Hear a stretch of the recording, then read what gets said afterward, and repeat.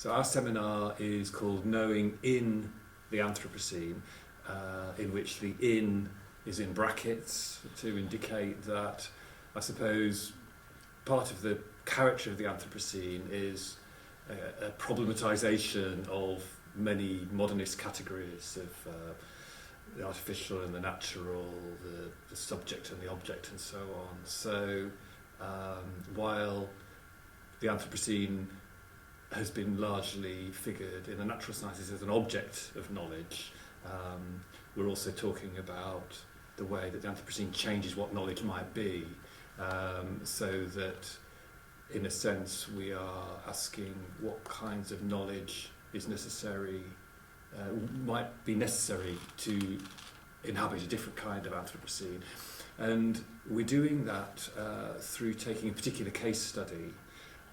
as a kind of provocation, if you like, a starting point for the work we're doing with all the participants. And that is Thomas Saracino's artistic project of the Aeroscene, which is a long-term, collaborative, exploratory investigation of this idea of a new kind of way of inhabiting the Earth, which will involve sort of lifting off the ground, becoming airborne purely through the use of solar energy and not fossil fuels. So as an artistic project, we're using that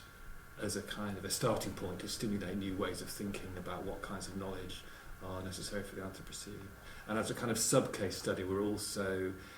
going to be looking at the air movement around the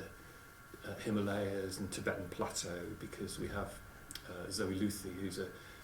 climate scientist who has done a lot of research on the problems of air pollution, which finds its way up at certain times of year from the Indo-Gangetic Plain, where lots of biomass is burnt and so on, and finds its way up onto the plateau and then drops as black carbon on the glaciers and starts them melting and so on. So that's another kind of case study we'll look at. Okay. So in this seminar, we're approaching the technosphere in a way that's quite close to the original concept of Peter Haff, but then we're kind of giving it a bit of a twist to sort of open it up in particular ways. So the first thing is to say that we would define the technosphere as a kind of emergent assemblage of living, non-living and artificial objects that may emerge on, well, has emerged on the Earth, but may have also emerged on other planets and other astral bodies. And it's an emerging assemblage which achieves a degree of autonomy from the other subsystems of the planet on which it has emerged, which is kind of Peter's definition of the technosphere, but generalised to say that, that maybe we should imagine what I call exotechnospheres, that technospheres that could have emerged elsewhere in the universe, which out of very different histories of planetary self-organisation. So we have one particular technosphere on the Earth which has emerged from animal bodies, living animals, us and some other animals as well have technologies. But also we regard a particular technosphere as involving particular forms of knowledge and also making possible particular forms of knowledge, so that the idea that knowing and making, sort of theoretically understanding the world and manipulating the world also are always move in lockstep in various ways. So, and that's something that's consistent with the general Technosphere programme here at the HKV. But then also the idea that technospheres also involve a particular thermodynamic imaginary, a particular way of understanding the way that energy flows through systems. So the technosphere that we have on the Earth is one which is dominated by this particular thermodynamic imaginary based on the exploitation of stocks of fossil fuels, finite stocks of fossil fuels, and also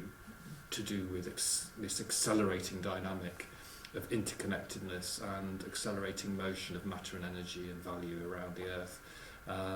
So we're trying to get our participants to imagine alternative thermodynamic imaginaries, alternative ways of living with energy and sort of dynamics of the Earth system,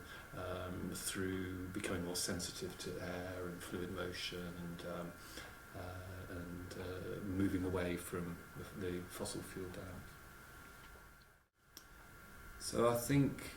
one way that our seminar will be exploratory is through the example of the artistic practice of Thomas Szerszynski's project. But I know that many of the seminars have a very strong artistic component, or it's being brought in because of the nature of the participants. I think what's maybe a bit different for us is with Melanie Segal, one of the conveners. She's bringing in this whole tradition of thinking about knowledge and nature, the natural world and subject and object, which is based on Alfred North of Whitehead. So Whitehead, for example, has this lovely quote where he says that it's more important that a proposition is interesting than that it's true. And I think this sort of gives you license to, rather than to see the Anthropocene and the Technosphere as a problem which needs to be pinned down and solved, much more as a kind of a starting point from which we can go off in various exploratory directions, sort of lines of flight, lines of speculation and creative thought, to see where we end up as a different kind of model of knowledge making. So I think informed by Melanie's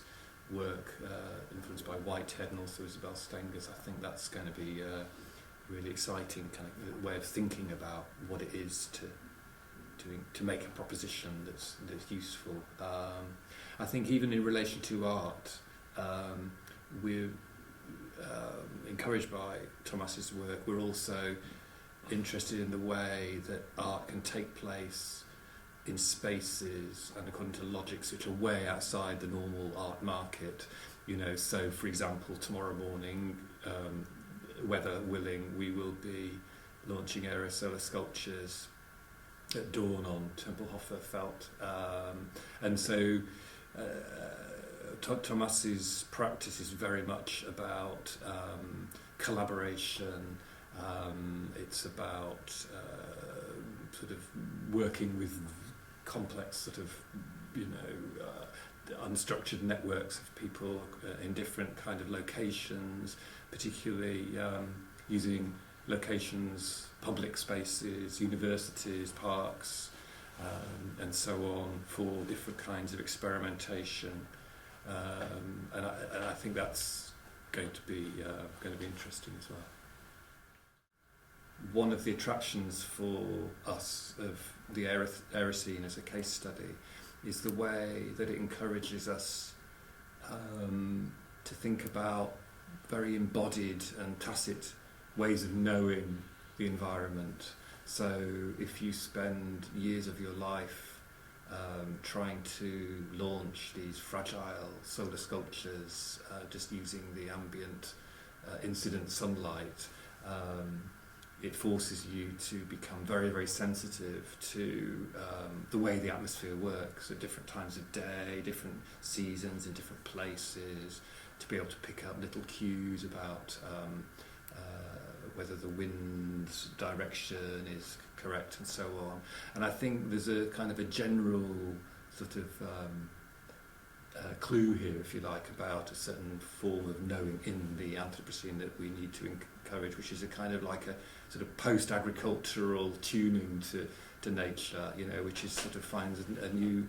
ways of making our bodies sensitive to the elements in ways that we lost when we industrialised. It's sort of post-industrial kind of sensitivity to the complex systems of the earth, and I think that's something I think will be very interesting if we can pull it off with the participants.